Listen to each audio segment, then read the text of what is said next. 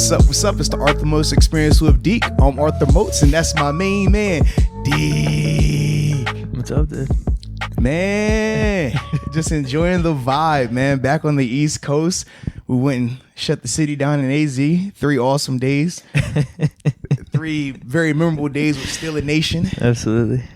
It was just a movie. They came out, man. They really came out. There were so many people, and we talked about it a little bit before the trip, thinking that, hey, this is going to be really big time. Yeah. Steeler fans going to show up.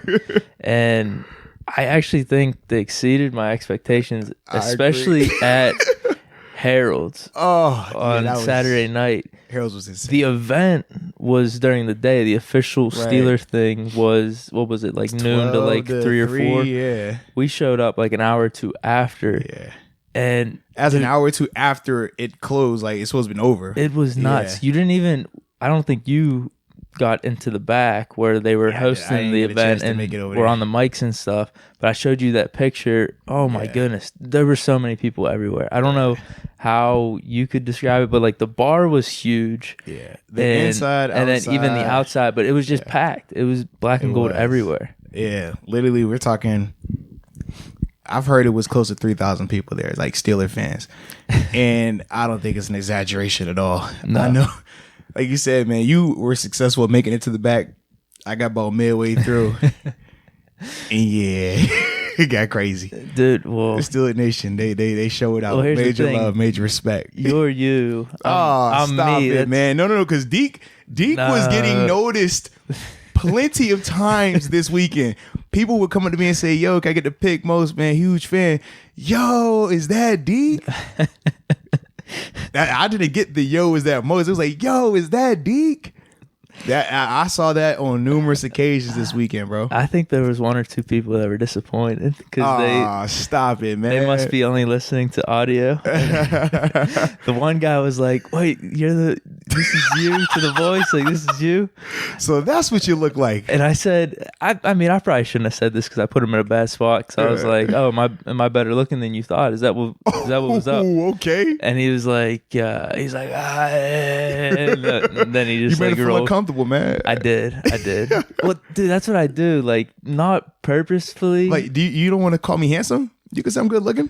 It's okay. I ain't gonna judge you. Well, here's the thing. My eye was probably all jacked up too, bro. So that was a whole man. So he was probably just so. And it depends on what day they saw you. If they saw you Friday with the shades, Mr. Ray Charles was so boy. You was swagged out now. No. I mean, let's just take a little story, man. So Deke had an issue with his eye. And, yes. it was blocking his vision. It wasn't very appeasing from an optic standpoint. So imagine we're flying out super, 5, 6 in the morning. So he's already like kind of tired too. So it's not making it any better. Man, yeah. I'm on like 2 or 3 hours of sleep. Yeah. So it's already a bad situation. So he gets his shades, and they're like the cheap like dollar store shades because he couldn't find. Dude, you had your Ray-Bans you couldn't find. I didn't have them on the plane. Yeah, I didn't have the shades when we got there. Yeah, when we got there though, you bought the like quick little dollar ones or whatever. Yeah, at the gas station. Yeah, I mean it looked like Weekend with Bernie's. Like and they were. The lenses were that you couldn't see through them at all. Yeah. They were just strictly reflective. Yeah, it is. And just imagine Deke just walking around. Dude, but here's the thing. I didn't wear them out. I wore them. Problem. I wore them in the house whenever we initially got there. That was the problem. And then we left at like 7 or 8 to go to McFadden's, or it was a little before that. But remember, you got out the car to go get the shades because that was a whole conversation too. Where we're like, yo, if you don't want to wear the shades, don't wear the shades. You're like, nah, man, I think I'm gonna go get them. So you get out the car. But then I was go like, in there and get the shades. I don't know. It was more ridiculous. Me having like a half closed eye with my normal glasses on, or having shades on and in the dark in a bar. Yeah. So I just rode with my eye being shut, and people just thought I was kind of like tired because I was posted up on the couch. And I just like how the stories in terms of what was going on with your eye just continue to get bigger and bigger as the weekend progressed. It started out as you know, man, I just got an infection or something's in my eye. Then it was like, oh no, he was, you know, having a little extracurricular because he's a wild man. Then it was like, oh, he was in a bar fight with 30 guys and the guy tried to like stab him in the eye. It was crazy. It really was. But that's how it has to be. Like, if you don't make the story bigger the next time you tell it, like, why are you even telling it? You're funny, man. I'm just saying. That's how you gotta live, bro. It is. That's true. Yeah. And entertain people, right? And we're in the entertainment business. That's what we're here for. Yeah, man. So shoot, man. Friday night though, McFadden's was crazy. Yes. Like I said, large turnout. Even was it Snoop Dogg's DJ was in there, man, on the ones and twos. That was an awesome vibe. Got to run into Jeff Reed as well. Reed was there. Yep. He pulled up, man. It's good to see him. He always brings the party. Oh, he did. Yeah. Always brings the party. Both of you did. Yeah, for sure. Stop it. Come on, dude. Then Saturday, man, shout out to all the lowrider cats out there in AZ, man. Got to pull up to an awesome charity event they were doing. Yeah, we were doing a car show. Yeah. They were sweet. It's just a different culture out there. It is, like, man. you do a car show here, you're thinking like vintage classics. You're getting a car show there. Like you said, it's the lowriders and they're decked out too. Super crazy, man. And they donated bikes and toys to the children out there for like Christmas. Obviously had food free for everybody. Even had the motorcycles come up there. I even burnt my leg taking a picture on one of those motorcycles. And now correct me if I'm wrong. When it came time to take this picture, I took the picture standing next to the bike. It was a Steeler motorcycle. It was dope, right? Yep. And I'm like, okay, I'm a Steeler. It's a Steeler bike. Let's take the picture next to the bike. Somebody told me that I should probably get on the bike to take the picture. Do you know who that person was? You think it was me? I'm just saying, do you know who that person was? It was either me or John. For sure. I don't think it was a question of who. I just wanted to know if that person in the room was going to admit that they told me to get on said motorcycle that had just been ridden and was piping hot. No exaggeration. I just wanted to hear that person while we on the mic right now to just say, hey, I might have been the guy to tell you to get on the motorcycle. I think it was both of us. I think he initially said it. He was like, yo, bro, get on that bike. And I kind of laughed off like, and then I was like, hell yeah, bro, do it. And then I'm trusting you from an optic standpoint. I'm like, if Deke says yeah, it's got to be sweet. A dope.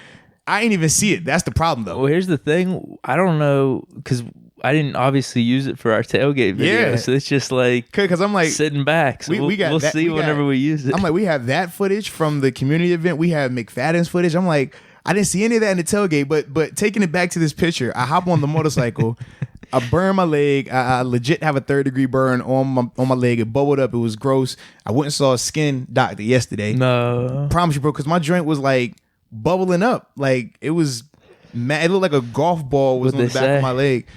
They say, yeah, that's normal when you get burnt to that degree. It's still healing. Don't pop it. Let it just release on its own. So it's been a crazy couple of days with the back of my leg. I have to wear like loose fitted pants and stuff like that because any pressure on it doesn't feel good. But I appreciate you. I hope that footage makes an appearance somewhere because it was it took a lot out of me to take that picture. It hurt real bad. But that was a fun time though. And then obviously Saturday night going to Harold's, man. Shout out, like I said, Steeler Nation went crazy there as well.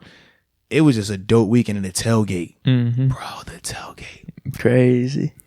That was definitely one of the dopest tailgates we've done, man. Marcus Wheaton came out. Yep. Shout out to him, man. Good dude. Obviously former teammate of mine. Yeah, man. He had a blast, man. The fans loved him. We did a little book signing as well, man. Great support for the book. That was dope. Shut down the tailgate, man. We had the police come on the tailgate, baby. Yeah. That's how you know it's real. If you missed it, watch the video because we just dropped it. On the YouTube channel, man. Check us out, Arthamos55. If you know what I'm saying, if you got to add to it. It was nuts though, bro. No, it really was. Like police legit pulled up like, yo, y'all are too crazy over here. Y'all too loud.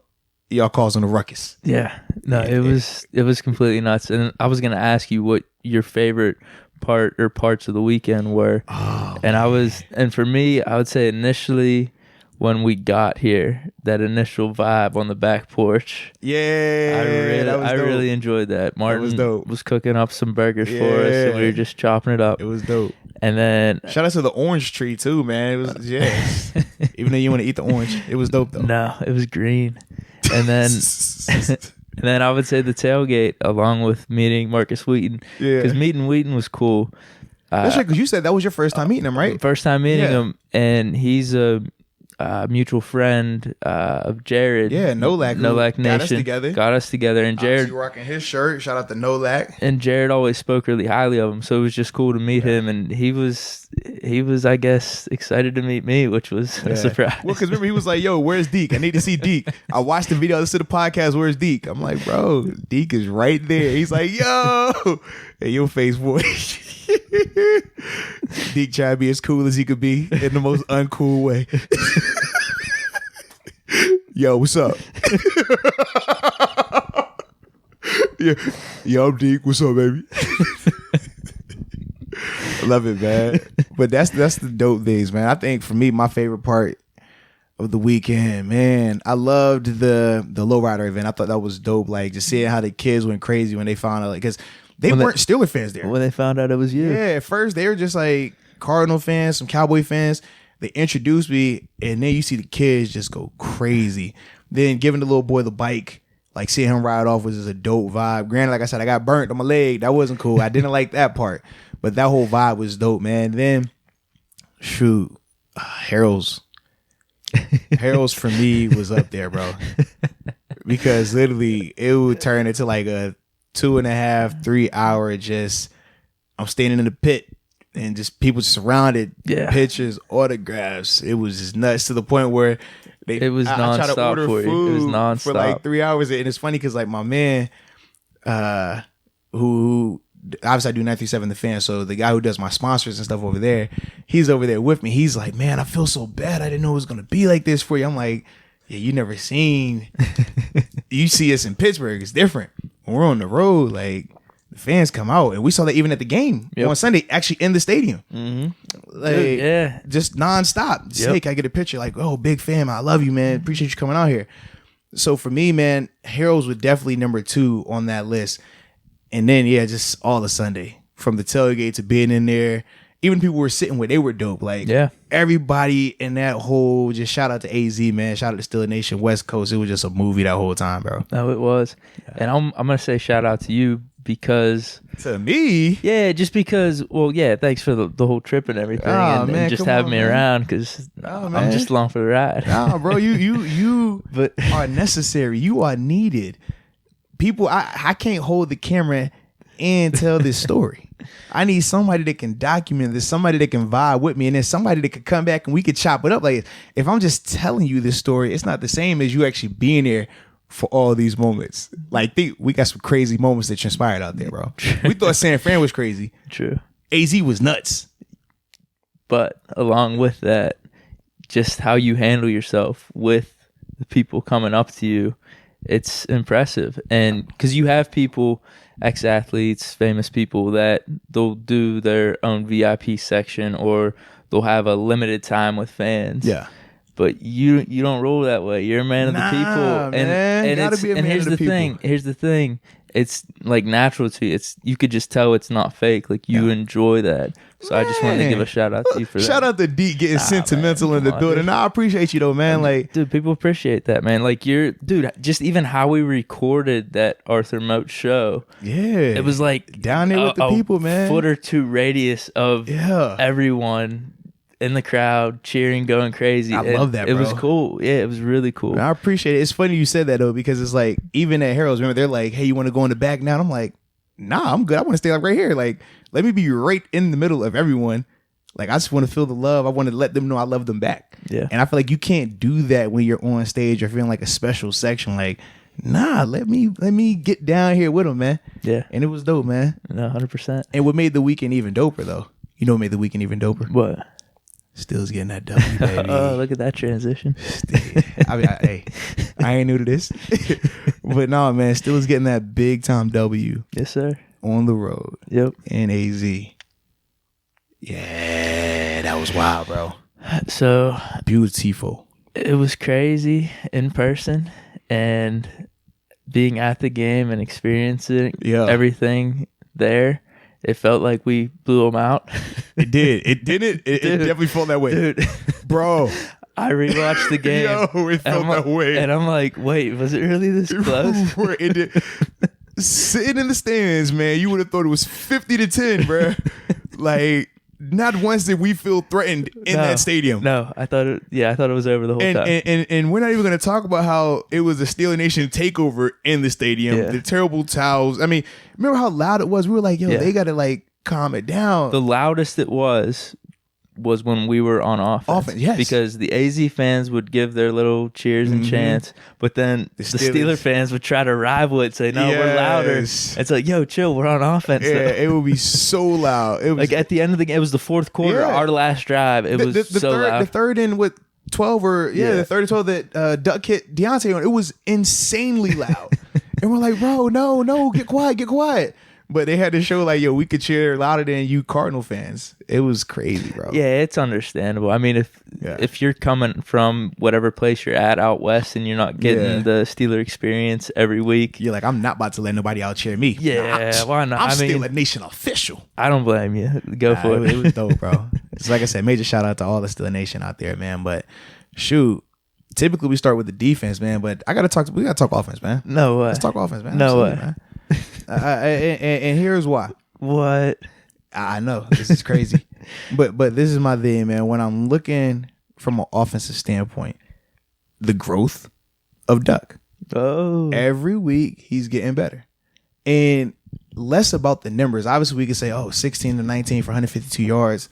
That's not anything crazy, but he's super efficient, and I'm seeing from a pre-snap standpoint him recognizing things. I'm seeing from a post-snap standpoint him adjusting to things, understanding when to run, when to throw. These are all things that, in the words of Coach Tomlin, are varsity level. Like, that's the stuff that's really starting to stand out to me, because I'm like, it's easy to do it 1 week. It's easy to do it, okay, you did it a half right here. You did it a whole game versus this team. But now you're starting to see him put together multiple games of it. And, you also have the conversation of, well, look at the competition it was against. But for me, you still have to go out there and make those plays. It's still times where we've seen quarterbacks versus lesser talent not make those plays. So for me, seeing him continually do that consistently and at critical moments in the game, for me, that's what's really standing out to me. Way less than a statistic, just his feel for the game. That's what I'm really starting to like right now, man. Oh, yeah. It sounds like you're starting to come around to what? You said feel, just your verbiage there, starting to maybe come around to that it factor. No, because you can't describe it factor. When I say a feel for the game, this is the feel. I can describe feel. You know, because here's the thing. You said critical moments even too. Whoa, can I describe? Okay, yeah. Because when you say it factor, I say describe it factor, and you're like, I don't know, he just has it. It just happens. When I talk about a feel for the game, I'm talking about how it doesn't have to be in the fourth quarter. I think this was in the second quarter. He's looking around the pocket. Nothing's there. The Cardinals have pass rushed, went too far, and it's a lane. And he takes off, picks up, I think it was like 12 yards for a first down. That's a feel thing. Because if you just go off of X and O's, hey, if you're the quarterback, hey, I shouldn't be running this. Let me continue to look or just throw it away. But for him, he could feel that, hey, that rush is by me. I can go now. Similar to in that fourth quarter, we hit Deontay Johnson. It's like similar situation. He feels the rush by him. Okay, now step up, drift left. All right, I could run it again, because that's what he did earlier in the game. He did it twice earlier in the game, I believe, and had good pickups. But right there, he's like, you know what? I don't need to run right here. I can make this throw. That's a feel thing. That's what I mean by feel. It's nothing mythological about it. It's nothing mystical about it. I can describe that. You have to have a feel for it. That's part of it. That's part of it. No. You can't take it now that I've described it and say that's a part of it. It is. No, until you describe what it is, don't take what I'm describing and try to throw that on it. I just describe that as a feel. Yeah. And when I talk about critical moments, once again, the play in the first half where I'm talking about he scrambled and ran, got that pickup, that's a critical moment. Granted, it wasn't in the fourth quarter, it wasn't with 2 minutes left in the game or whatever it may be. But when you're picking up first downs, when you're helping the offense continue to move, those are critical plays. That Deontay Johnson punt return was a critical play, like regardless of when it happened. That's a big play in that game. Mm-hmm. So that's what I mean by him making plays at critical moments, because it's like a lot of people don't make those plays. We talked about how Mason Rudolph, he wouldn't make those plays when he needed to make them, regardless of what stage of the game it was. But with Duck, you're seeing him do it continually now. No, 100%. Yeah. And in all seriousness, I thought he played awesome as well, considering what he only had 19 passes. 19 passes, yeah. But that's all that was needed in the flow of that game. We went up 10-0 in the first quarter, correct? After that, I don't know if it was the first quarter or started second half. Yeah, it started second. I think it started second. But either way, we were never down at any point. Right. So we were running the ball a lot, and considering just what was asked of him when it was time, he made the play. Yeah. 16 of 19 for 150 yards and a touchdown, no picks, and then was able to make those scrambles. Yeah. So if we're doing grade, because I think this might be a weekly thing for us because it's kind of fun. I feel like it is, yeah. It has to be like now. I like it. If I'm giving a grade, my initial grade was A-, like right off the bat. Even though last week you gave him an A+. Dude, well, here's the thing. I can explain all this. All this. All right, let's hear it. Let's hear it. Because it is a curve. I said it beforehand. But why are you grading with the curve, though? Just because he's young still. But each game, the curve lessens. Were you graded Mason Rudolph on a curve? No. No, you weren't. Because from the time he came in, you were hard on him. And you told me, you was like, it's because of how I feel about Ben. If he is on that level, what does that mean for my quarterback then? So that's all I'm saying. Why does Duck all of a sudden get a curve? Oh, dude, I don't know. I think that's kind of janky to me. I think I was easy on Mason. You were definitely not. The Miami game? No, you were definitely not. I gave him a B- on the Miami game. By the time I got to Miami, and that was his best game. But you gave him a C. But I never was high on him. Yeah. From the beginning, I was never high on him. Okay. Yeah. And I told you, I said, people came at me like I was crazy because I said, I don't think he's a franchise quarterback right now. Could he grow into that? Sure. But right now, he's not that. In hindsight, being 2020, looks like I was right and a lot of people were wrong. Right. That's all I'm saying, man. Yeah, that's fair. With this curve, though, I was like, there's a lot of things at play. Wow. Well, I'm doing the curve. We didn't. Here's the thing with the whole Mason thing. I think we only did the grade once or twice. You're right. So we didn't have a set thing week to week because maybe I would have. Okay. If we're looking back on certain games, maybe I would have said like, considering all of this, I give him. That. Okay. How about that? Whatever you say. Okay. But anyway, if we're going based off last week to this week, though, the curve changes a little bit because last week we were down right off the bat. Okay. So there was a comeback. But he was starting right off the back. There was a comeback element there. But we got down because of what? There was a lot of pressure in that game before the game. Must win. Granted, they're all must wins here on out, but this was even more critical. The Browns game at home, considering everything was happening. His first start in a minute since the Chargers game, coming off the Bengals, all the hype. And then, I mean, come on, the way he played, just the second half, the throws he was making. That's why the A plus. Dude, like you said, it was part of the plan, the offensive plan, that we weren't gonna push him out there too far. Okay, I'm interested to hear what your grade is today. So anyway, this one's an A-. Like, for all the reasons that I said prior, he did everything that we asked him to do and did it well. And you just dock him just because what? That's what I'm trying to figure out. So what's the purpose of the dock of the grade then? Because it wasn't. He did it back-to-back weeks, right? Yeah, but it wasn't like elaborate. It wasn't where. And that was versus Cleveland? And Cleveland was elaborate? I mean, some of those throws were big-time throws. Whereas. So his pass to Deontay Johnson, to me, that was more impressive than any throw he made last week. No way. Are you serious? The fumble snap, the snap was low. He picks it up, no pressure, understands like, yo, I got to send a rifle to this man Deontay, put in a place where he can get it. The DB was draped on him. For me, I thought that was more impressive than him with throwing it up to James Washington and James making a crazy play. I feel like he was more of the reason why we came back in that Cleveland game. Okay. Than his role in our win versus AZ, although it was, I think, was pretty critical still. I think that's what we differ. I just think it went, like I said, in the game flow, we were never down in this game. So who do you feel from an offensive standpoint then? Or what do you feel like was the reason why we won that game versus the Cardinals? Because you said that you thought that that Duck was the main reason why they won versus Cleveland, right? Yeah. So who was the main reason why they won versus AZ? I mean, defense. I think defense on both. I mean, defense has been every game has been defense. That's been the steady taking thing. Defense away. Like if defense is number one, who was the number two reason why we won? Deontay, probably. Okay. And you felt last week that it was Duck as the number two reason. Dude, I'm just telling you that game, it just the way he stepped in, it was just A+. It was just A+. Wow. He gave me my old Steelers offense is what happened. No, James Washington is what happened. James Washington gave you that feeling. James Washington was the person making these crazy catches. James Washington. I feel you. But what? Duck put them where they needed to be. What? Except for the touchdown. Can you not say those were dropped right in his breadbasket? You got it, bro. Come on, you got it, man. So he didn't do that this week. Huh? He did. I'm giving him an A-. I think it's but I just don't understand how you go from A+ to A-. And there was no reason. The curve gets a little harder. He was more responsible for the win this week than he was last week.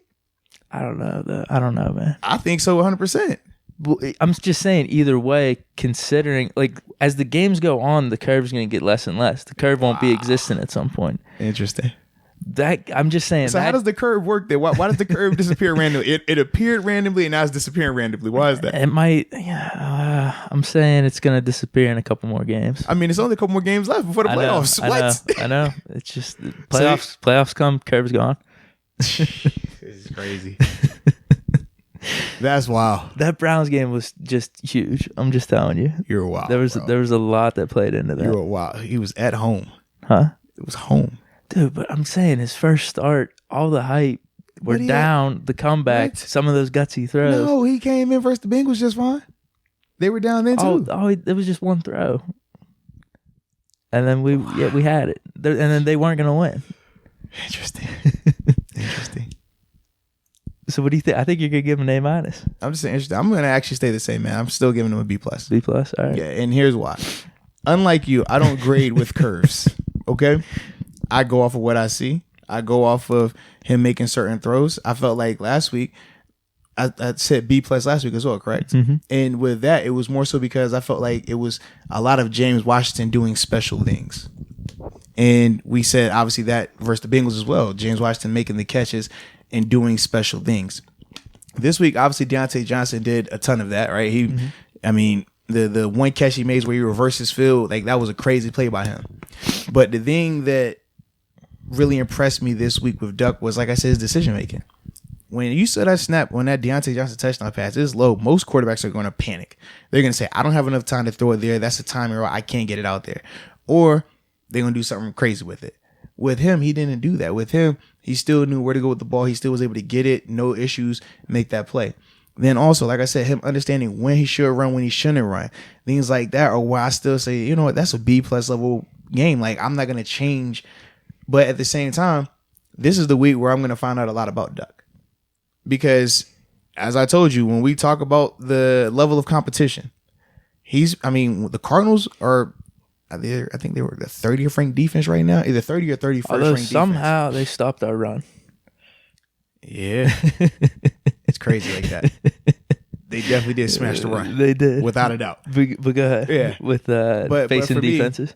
So for me, I'm like, you had a Cardinals defense that was 30th or 31st in the league, a Browns defense that has struggled mightily, and we all know what the Bengals are. I don't want to say they're trash, but they're trash-ish. So now you're going to get a chance to see him versus, I personally think the Bills have the second best defense in the league. So you're going to get a chance to see him versus a higher level of competition, a far better team, a team that's actually playing for something, playing inspired ball. Going to get a chance to see, okay, if he has this same type of success versus them or more success, now we're getting in those A ranges. But until I see it versus that, I can't put A on anything because it's like the competition level, like regardless of how good or bad he is, it's like you have to do that versus, if you're not dominating bad competition, I don't really know how I feel about you in that regard. And I mean, I think we could both agree he wasn't dominating that game. It wasn't like it was nothing they could do to him. He just had a good feel for it. He was making the plays that he needed to make. Well, that's what I was going to say, is if Ben has that same game, same numbers, I think I'm giving a similar grade just because he didn't need to dominate the game.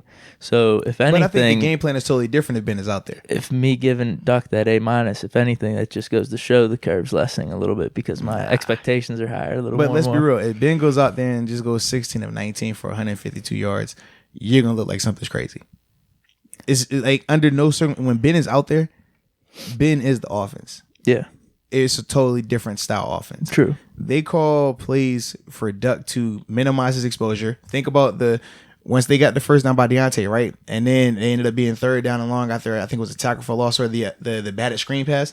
We're all like shocked when they ran the ball because they're not going to put him in a position to have him mess up or have him have a catastrophic error. Yeah. They would much rather say, you know what? Hand the ball off. Don't kill us. Mm-hmm. And that's the difference. With Ben, you would never see that with Ben. No. Not a chance. So that's why I'm like, you would never see Ben go 16 of 19 for 152 yards and then win because that's not how the offense operates when Ben's out there. Fair. It's a totally different style. True. Yeah. Like I said, if Ben is 16 and 19 and that's the whole game, he must have got hurt. Either that or the weather's maybe bad. Yeah. Or Le'Veon ran for 300 yards in Buffalo versus the snow. Did you see I just put that video out? Oh, you did? Yeah. I put a video out. Man, that was a crazy know, experience too, man. Buffalo Bills week. Yeah. What about it? Oh, just playing in the snow like that. Yeah. Like, yeah, that was nuts. Yes. And for me, that was my first regular season game back against Buffalo in Buffalo. Yeah, that was nuts. Yeah, that was nuts. And just seeing that happen, like, whoa, I like it. I posted as the caption, "Would you want Le'Veon back?" And I'm getting mixed reviews in the comments right now. Yeah, well, I mean, you have to think, it's still a nation. I mean, when we talked about Le'Veon's departure, it was polar. It was either you respected it or you hated him for it. There was no in between. Yeah. So I think the results would be as such. Yeah. I don't know if we want to get into this. Says the most biased Steeler person out here. Like, what? I don't know if we want to get into this, but I'm more than happy bringing him back. Anywho, I'm not even going down that rabbit hole. I'm about to go and give this offense one more compliment that I'm transitioning. I was gonna say something too. Speaking of the running game, running backs, even though they did stop us pretty well, collectively we were able to get chunks of yardage on them. And I know Benny Snow, I don't know what his yards per carry were, like 2.8 or 2.9. What was still nice about it though was early in the series, we'd give him the ball, we'd still be getting like 2 or 3 yards. It would still be very Frank Gore like. Yeah. No, seriously, like, and that's not a shot at Frank. Like, that's what makes Frank special. We would always joke about how Frank looked like he's getting 0 gain, and then it's 2nd and 6. Like, what? Where did you get those yards from? Yeah. So, and that was helpful. I think it was helpful for Duck and the offense. Keeps the offense on schedule. Yeah. So shout out to them, and then big shout out to number 18, Deontay Johnson. He's that game at least. And we've kind of said it throughout the season. He's got some wiggle to him. He's looking Santonio Holmes-esque out there. I'll say that. Interesting. No? Well, the Santonio, like, for me, I thought it was more Percy Harvin, like. Oh. Just like seeing how he's reversing field, doing it not only on offense, but in special teams as well. Because when you watch his tape from Toledo. Both good compliments, though. True, yeah. But when you watch his tape from Toledo, that's the type of stuff that you would see. Like him on one side of the field, reversing field, making a guy miss, and making a big gain, him running back punts. Like, that's the thing that you're like, can that translate? Because that's in the MAC. Can that translate when the athletes are better? But to see him do what he was doing on Sunday was crazy. And shout out to him. He also got named AFC Special Teams Player of the Week. He did. And the thing, I mean, everybody obviously talks about the punt return, and that was beautiful. I mean, the way he was able to reverse, well, not even reverse field technically, just read his blocks and then outrun everybody was masterful. I love that. But the thing that I was most impressed with was this. Early on, I've criticized him a lot about his ball security and his fundamentals in the punt return game. That was the first game in a while where he was pretty much flawless in terms of his mechanics. Keeping the ball inside the framework of his body, in between his shoulders when it's in the air, keeping his elbows locked together tight, so that way if the ball were to come out for him muffing the punt, it would be right where he needs to be. Yeah. Those are the things that I was enjoying watching and seeing him do, because it's showing that these young players, him, Benny Snell, Duck, Devin Bush, Minka, all these younger guys are continuing to grow, continuing to develop. They're not making the same mistakes over and over. They're finding new issues. And that's what you want to see from young guys, especially at this point in the season where a lot of guys, you hit that rookie wall around this time. Because this is a crazy grind for you. You think in context of you play a full college schedule, bowl game. Then after that, you're in an all-star game. You got combine. Then after that, rookie mini camp, OTAs, vet mini camp, training camp, preseason, season. So this is like the longest amount of time they've ever played football without a break.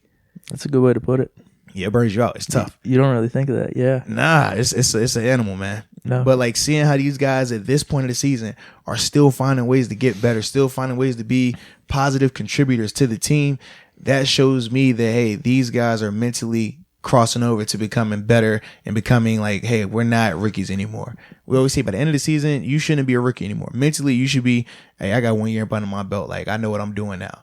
Yeah. And that's what you're starting to see with those guys. No, that's definitely good. Now, quick 2 questions before we move on. Oh, yeah. Here we go. I'm not going to be saying anything on these. I just wanted to ask you Fair enough. What the pulse is, because I know you got your hand, you got your finger on the pulse. And we had a fun conversation on the way back from AZ about this stuff, but I just wanted to hear what you're hearing. Yeah. Now, what do people think about Duck around the league versus other QBs? What's people saying? Is there comparisons going on? Because you're seeing a lot of memes out there with Duck defeated Baker and Kyler, 2 number one overall picks, 2 Hall of Fame. I mean, Heisman Trophy winning quarterbacks. So I just wanted to know what's being said and maybe even what you're thinking. It's as you get further away from the game, it becomes more realistic. But I told you initially, like, the conversation was, hey man, his numbers in these games compared to Brady or this guy or that guy, technically Duck is the better quarterback out of him. I'm just like, all right, guys, we got to draw the line somewhere. I had a person even yesterday, one of my media partners, tell me that Josh Allen, that Duck is better than Josh Allen. And I was just like, all right, that's a little different. But then he also went and said that Mitch Trubisky was better than Josh Allen as well. And that's why I was like, all right, we're starting to differ a little bit more. But with Duck, though, man, a lot of people are seeing that he can make the throws at this level. He can, in terms of be a good game manager. But a lot of people are still saying they want it, like similar to what I just said, they want to see him versus a legit defense. So I think this week, everybody's going to get that chance, though, in prime time to really, for him, it's a national spotlight game. That Chargers week, he didn't get the love. Let's be real about it. Nobody was really talking about him. It was like, hey, Mason might be back. Only the people that were in Pittsburgh that wanted him to be out there were for him. Right. Whereas this is going to be his first legit primetime game where they're pumping him up the whole time. When you do the production meetings, they're calling him in there. Like, it's a dope feeling. He's about to get that. He didn't get that last time. So for him, this is going to be his chance to show the NFL, all the teams that passed up on him. He gets his opportunity to put it on display versus a legit team. So there's no excuse now if you go out there and lights it up. You can't say, oh, well, it was the competition or it was because of this, it was because of that. Like, none of that matters. He's going to get a legit opportunity to put what he can do on display. And that's what I'm excited about. I am too. And it was funny because you would bring up names to me of quarterbacks to compare him to. Would you rather take Derek Carr, Kirk Cousins, or Blake Bortles? Nah, I mean, come on. All right, who else do we say? Because this was a legit conversation. I mean, Kyler Murray, Baker, all those dudes. And you know what? Sam Darnold. Here's the thing. Logically, Ryan Finley. Andy Dalton. No, Andy Dalton. No, I'd take Duck over those guys for sure. Okay. But anyway, even though Dalton has lit it up, there's certain guys logically that you could say, I mean, Duck's really not there yet. Mm-hmm. The problem is there's a vibe. There's just an overall vibe going on right now with this Steelers team. And Duck's working as our quarterback. So, like you said, there's more to be seen. And right now, I don't want to worry about rankings. I'm not doing that. I was gonna say, where would you rank Duck at right now? Is he a top 10 quarterback to you right now? I'm not doing this. Is he a top 15 quarterback? That should be the question you post on IG. Where do you rank Duck amongst quarterbacks in the NFL? Is Duck a top 20, top 15? What is he? Could we just take the Moats approach? It's early. No. I want to take your approach. And we're vibing. I like your approach sometimes. It's fun to play good cop, bad cop. I want to be bad cop today. Let me be bad cop. All right. Is Duck a top 15 quarterback based off of what we've seen from him right now to this point? You moved it from 10 to 15. Okay, we'll say top 10. Is Duck a top 10 quarterback from what we've seen from him over the past 3 weeks to this point? Game with your life on the line. Well, we already had that conversation as well. You said that you would take Tom Brady and Ben Roethlisberger right now. Ben with his arm jacked up. Brady, you seen what it's been looking like. You said you would take them two right now over Russell Wilson, over Lamar Jackson, over Patrick Mahomes. Come on. Over Deshaun Watson. That's what you said. You said that. Man. We're not going down there today, but that's what you said. We're not. That's definitely what you said. Nah, man. Well, Ben can't be in the conversation. You said Brady's in the mix, is what I'm saying. And then you said that Ben Roethlisberger is the number 1 overall quarterback. Yes. All time. Yes. Yeah. All time. Not Brady, not Montana, not Marino. Lock it in. So I just felt like that said a lot about where I value your opinion when it comes to quarterbacks. That's fine, man. You could value my opinions however you want. And same with the people listening. Yeah. Hey, man, you take me how you want. Hey, man, if Ben is your all-time number 1 quarterback, life depending on it, I'll do your eulogy. All right, I got you. It's cool, bro. I ain't tripping. But anyway, the basic premise with all that, the rankings and stuff like that, I don't think we got to worry about that with Duck right now. We got a big game coming up. Let's just ride the wave, man. Hey, whatever you say, bro. You know that song, Kendrick? Whatever you say, bro. Don't kill my vibe. Moats don't kill my vibe. Whatever you say, bro. I'm here for you, man. I'm here for you. But what we can talk about that I will rank, and I don't have a problem ranking, is the Steelers defense. Number 1. Absolutely. In the league. Absolutely. So you got Patriots 3? No. Who's 3? Baltimore. Patriots 4. You see Patriots, man, they benefited from a weak schedule. You see how their defense looked in the first half of their season where the competition was not as tough. And you see them these past couple weeks where they played legit teams and what that defenses looked like. I'm good with that. They're getting exposed. I'm good with that. So for me, I got Steelers at 1. I got Buffalo at 2. And then I got Baltimore at 3. And here's why I have why I have Steelers and Bills 1 and 2, Baltimore at 3. Both of those teams are pretty much identical. They have to win by their defense. Their offense at the quarterback position, it might be good one week. It might be trash one week. You just really don't know. Both offenses have had a ton of turnovers, so you don't know what you're getting out of them. But defensively, they go into each game knowing that they cannot have an off game. They can't spot teams' points because they don't have enough on offense to keep up or score. For me, that gets you 1 and 2 category. I feel like the Steelers have the better defense, even statistically, more sacks, more turnovers. That's why they get the nod at 1 versus the Bills. Baltimore, yeah, they've been balling out, but they also know that they got an MVP front runner at quarterback. They have an offense that, hey, they're going to kill the clock because they control so much time and they can score. This is a team that scored 60 points, or was it 59 points, versus Miami. Like, they put up points on numerous occasions. So for me, it's hard for me to say that defense is the best defense out when they're not asked to go into a game and say, hey, look, you can't give up 3 points. You can't give up 10 points. Like, that's different. That's a totally different level of pressure right there. Yeah. They know, hey, man, our offense is good for at least 21. At least 21. We're over here like, all right, just find a way to score twice. Please. Kick some field goals, no turnovers, all right? And it's a good day. Mm-hmm. It's a different vibe. So for me, that's why I have Baltimore at 3. And then, like I said, New England, I feel like they're starting to get exposed a little bit. Now they're playing a little bit stiffer competition. Are we hitting our stride at the right time? Whatever you want to call it, bro. But with the defense, dude, with that Arizona game. Time out. Just back to this hitting the stride at the right time. You realize they've won 8 of their last, 10? Yeah. 8 of their last 10. When would this stride, you want them to start this stride now? Because I feel like it's been going for at least 10 weeks now. Am I not correct on that? Yeah, but early on, the record wasn't there, though. But they were winning 8 of the last 10 games. Yeah. I think we started the stride at the right time, and now we're hitting it. What? Yep. Now we're really hitting Holy it. cow, we're in the middle of it, dude. We're in the middle. 10 games and we're in the middle of it. Yeah, because there's more games to be played here. Oh, boy. There's December football and hopefully some January football. All right. Okay, cool. We hit it at the right time, as opposed to, look, the Patriots hit their stride too early. They started at the beginning of the season. They ended their stride, now they're screwed. They're sitting at, 9-3? Yeah, I know, but they're not feeling that momentum right now. Whatever you say, bro. But here's the thing. They are still the Patriots, so I'm not going to completely... You're going to contradict your whole statement right there. Yes, exactly. God. That's why you Deke, bro. That's why I rock with you, man. Thanks, man. You are you. You are you. Yes, sir. But anyway, the only thing I was thinking as I'm watching that game is fast.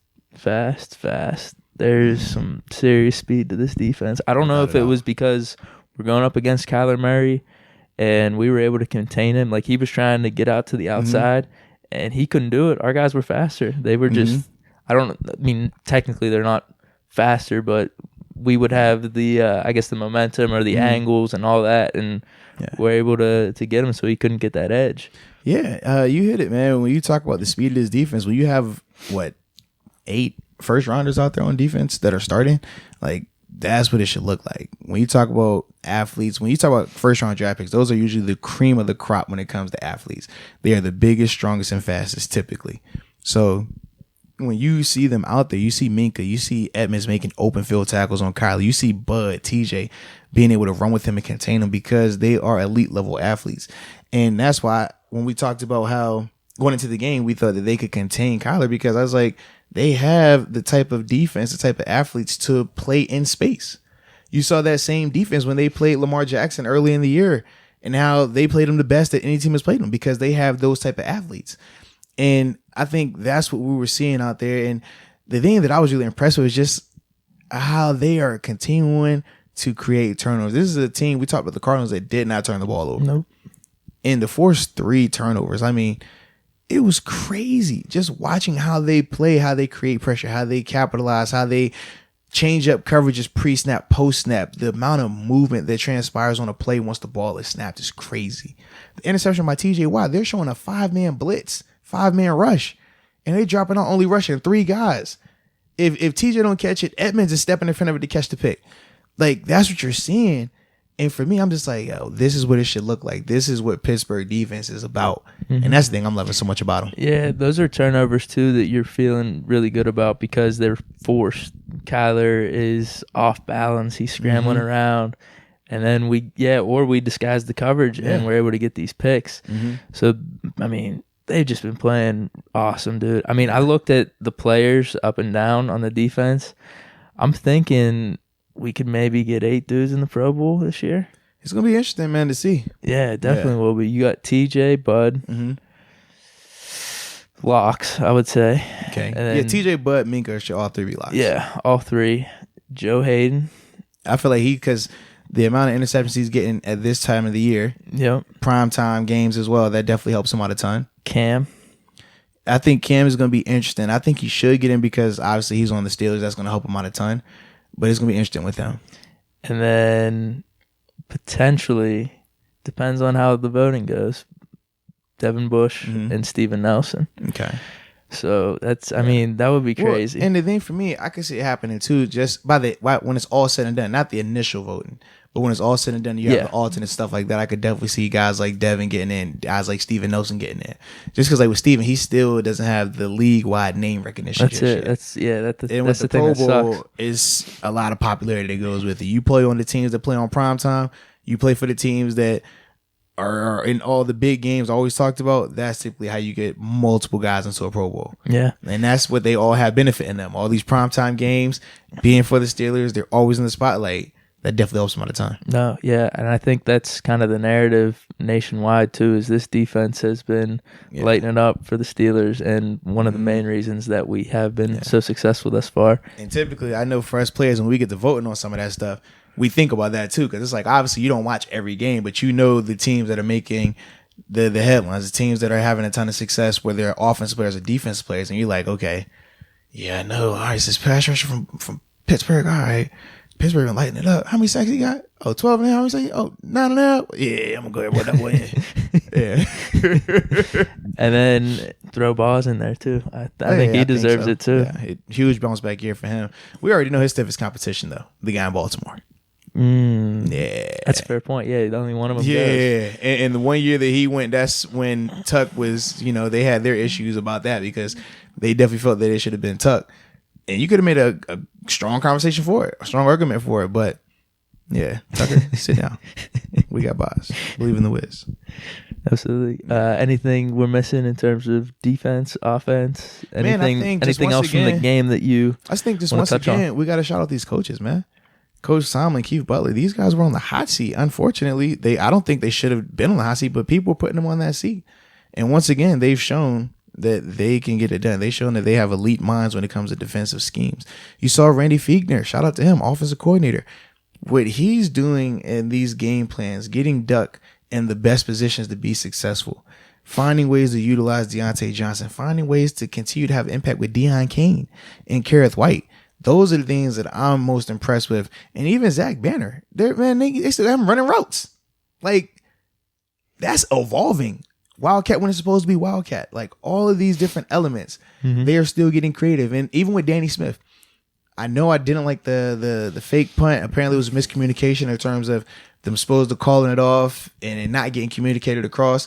And that what that whole debacle was. But ultimately, man, when you look at them having a punt return for a touchdown, the first one since AB did it versus the Colts in 2015, the longest punt return, or the second longest punt return for a touchdown in Steelers history.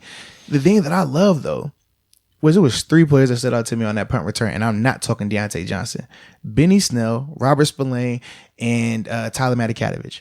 All 3 of those guys were in position to have kill shot blocks on a person or block behind the ball, which ultimately is a flag, and would have called the punt back. All 3 of them used it's called like a scrape paint technique, where you essentially put your body in front of the guy and just shield him. Yeah. Same effect in terms of keeping that guy from making the play, but you don't get a penalty on it. Seeing those 3 dudes do that let me know that, hey, that's coaching. That's a coach in their ear letting them know, hey, when you're in this position, this is what you need to do. When you're in this position, you cannot do that. And that's the thing that I really love. So I got to shout those guys out, man. Big shout out to them. Absolutely. Yeah, man. But speaking of Zach Banner. Hey, talking about number 72 being eligible. Yeah, man. He's going to make his appearance on the Author Most Experience with Deke, man. You know what that means? He might have a touchdown this week. Hey, so far, anybody that comes on the podcast tends to have a lot of success. You look at James Washington. You look at Benny Snell. Look at Devin Bush. I mean, look at Terrell Edmonds. I mean, the list goes on. Jordan Dangerfield. The list goes on, bro. Mm-hmm. If you want to have a breakout game, if you want to ball out, come on the podcast, bro.